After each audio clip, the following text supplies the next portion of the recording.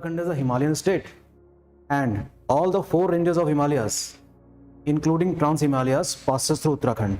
So this map gives you a clear picture that these mountain ranges passes through how much of distance and covers how many districts as well. So in the northernmost part we have Trans Himalayas, which passes through 3 districts. In south we have Greater Himalayas, which represents the tallest peak of the world. To the south we have Lesser Himalayas, and further south we have Shivalik.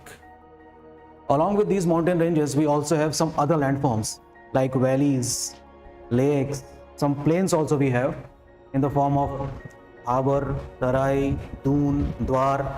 Some other features are also included in the physical feature of the Uttarakhand. So let us deal with the Greater Himalaya itself. Great Himalayas are formed due to the collision of Indian plate and Tibetan plate about 10 million years ago. So in Uttarakhand, the thickness of the Great Himalayas is about 15 to 30 kilometers only.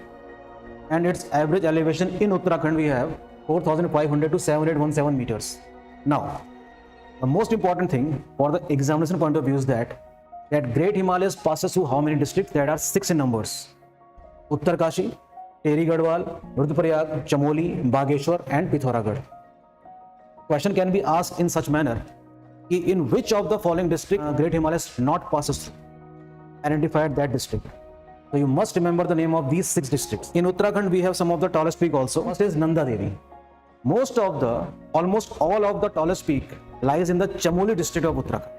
Nanda Devi East, all of them lies in Chamoli district. 7817 meter Nanda Devi, that is west. Nanda Devi East 7434 meters. Badrinath 7140 meters. Damet 7756 meter. Mana 7272 meters and Chaukhamba 7318 meters. So these are some of the tallest peaks lies in Uttarakhand. Now we have Lesser Himalayas, lies to the south of the Greater Himalayas and runs parallel to it. In Uttarakhand it passes through 9 districts. It is also called Himachal or Lower Himalayas. Why Himachal? Him ka Aanchal. That is, the thickness of the snow is not that much. Okay, if we compare it with the Greater Himalayas, it looked like what? There is a snow like a sheet. So Himachal. In Uttarakhand it is about 70 to 100 km wide and elevated up to 1200 to 4500 meters. It means what? Some part of Lesser Himalayas are only 1200 meters and some part extended up to 4500 meters, which is much below than Greater Himalayas. Some of the important ranges of Lesser Himalayas are Pir Panjal, Dhauladhar, Mussoorie, the Nag Tibba and the Mahabharat Lake. These are the important ranges of Lesser Himalayas. So Lesser Himalayas is not a single chain. Okay, it having different ranges also with different names also. While in Uttarakhand we have some more ranges like Dudha Toli, Mukteshwar Dhar, Madranchal, Mussoorie Range, and these they are elevated up to 2000 and 2600 meters, which is a part of, it is not 200, sorry, it is 2000 meters, up to 2600 meters in Uttarakhand. And it is a part of Lesser Himalayas, not Shivalik. Runs over a distance of 120 kilometers. Mussoorie, Nainital, Chakratal, Moda and Ranikhet are some of the important hill stations. Lies at an elevation of 1500 to 2000 meter, right, which make human friendly, and lot of tourists attracts to the beauty of these Himalayan ranges.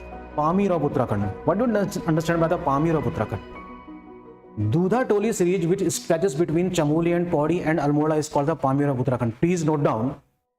The question may be asked. What do you understand? Yeah, where is the Pamir of Uttarkhand? In which district the Pamir of Uttarkhand lies? So we have 3 districts: Chamoli, Pauri and Almora. Lesser Himalayas ka part hai, and Lesser Himalayas are also rich in various mineral deposits like copper, asbestos, graphite, magnetite and gypsum, and various other minerals. Now we have Shivalik, which is the southernmost part of the Himalayan range.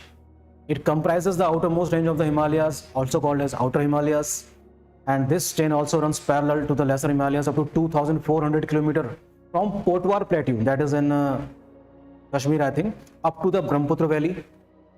Width in Uttarakhand we have, in some part it is about 50 km thick and in some part we have only 15 km wide. Okay. Thickness of Shivalik is about 10 to 20 kilometers. While its western part is more pronounced with 50 km in width. It means what? The western part of the Shivalik is more wider, right? Variation in elevation is there. 700 up to 1200 meters only. It means they are not a much higher peaks. It passes through 7 districts of Uttarakhand, that is southern Dehradun, northern Haridwar, southern Tehri Garhwal, and mid of the Pauri, southern Almora. Mid of Pauri, southern Almora. The Shivalik are formed of what? The great thickness of Neo-Pleistocene sands, which must we have understand this concept.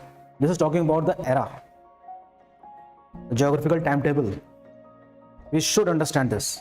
Gravel and conglomerate which have been brought by the rivers, they are formed between the age of Miocene and lower Pleistocene age. So question for you, in comment box, please give the Miocene and lower Pleistocene age. ठीक है, तो ये question exam में आ सकता है कि in which of the following age the Shivalik was formed, right?